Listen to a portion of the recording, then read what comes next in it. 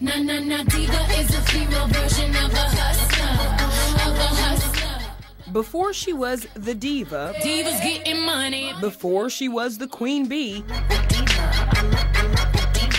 she was just Beyonce Giselle Knowles, a little girl in suburban Houston.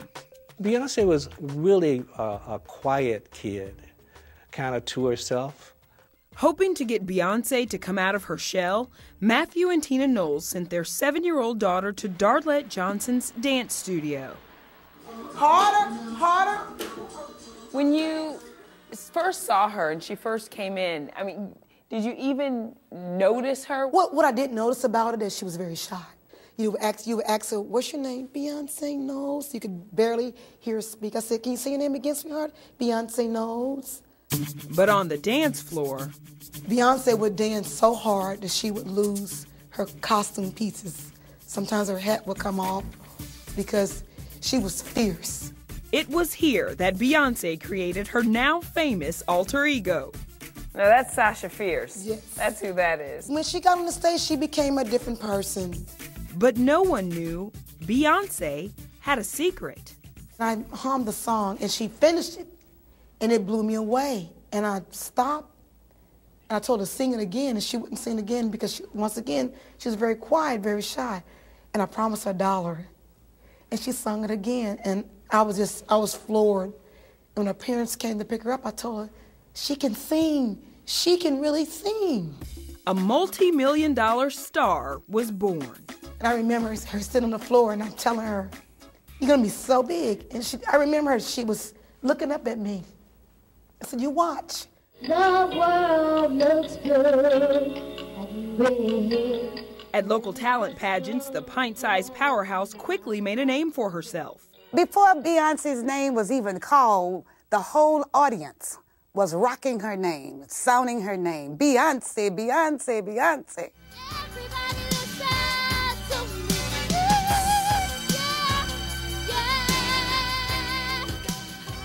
Judy Faustin took Beyonce to many of these pageants. She always won the competitions. We may have had 500 plus junior talents, and she always stood out. Thank you. Adorable. Now, are these all the trophies she won from doing the talent shows and the pageants? This is from the pageants, yeah. Wow. Yet no one imagined that at this young age, Beyonce would already face the ugly side of fame. In school, there was some jealousy because she began to be a local star. So there was some jealousy of girls, and they said some mean things to her. But the bullying didn't stop her. Fame came knocking at the door of her mother's salon. Some ladies came and said, you know what? En Vogue was hot at the time.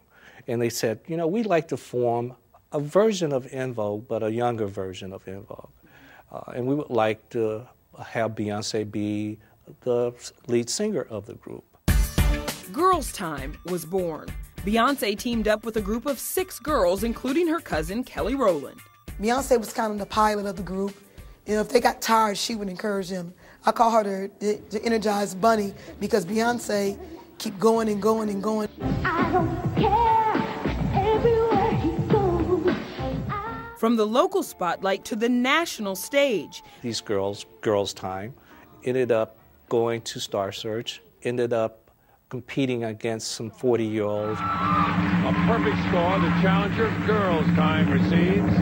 And they lose, and they're crying their hearts out. And I go over to Ed McMahon, and I say, Mr. McMahon, and the kids are crying, well, I'm a dad, what do I do? He says, well, all I know is those who lose, they go back and they rededicate, refocus. And that's what Matthew Knowles had them do. In 1995, he resigned from his corporate job at Xerox to manage the girls full-time. I couldn't look them in the eye and say, give it your all, if I wasn't doing it. So that's a lesson that you taught Beyonce kind of by example too. This is how you dedicate yourself to this craft. Yes. It was difficult. All they wanted was a major record deal, and that meant lots of hard work. Here's some rare footage of Beyonce working on some early recordings.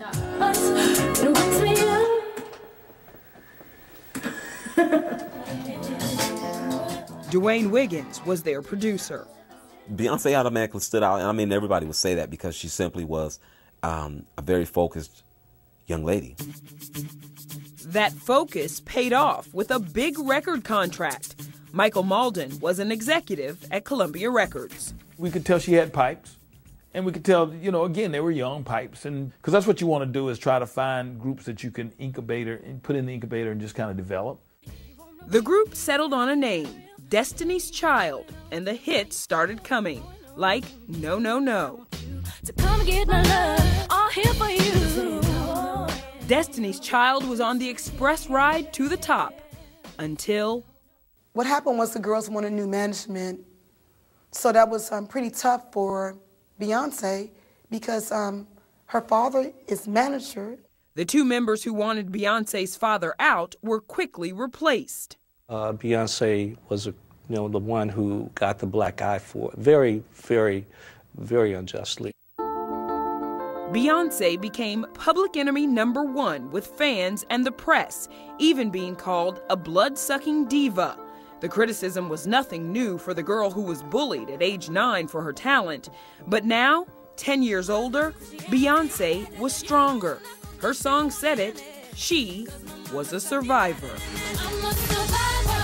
I'm not gonna give up. I'm not gonna stop. I'm gonna work harder. The publicity from the scandal was seemingly priceless. People couldn't get enough of Destiny's Child.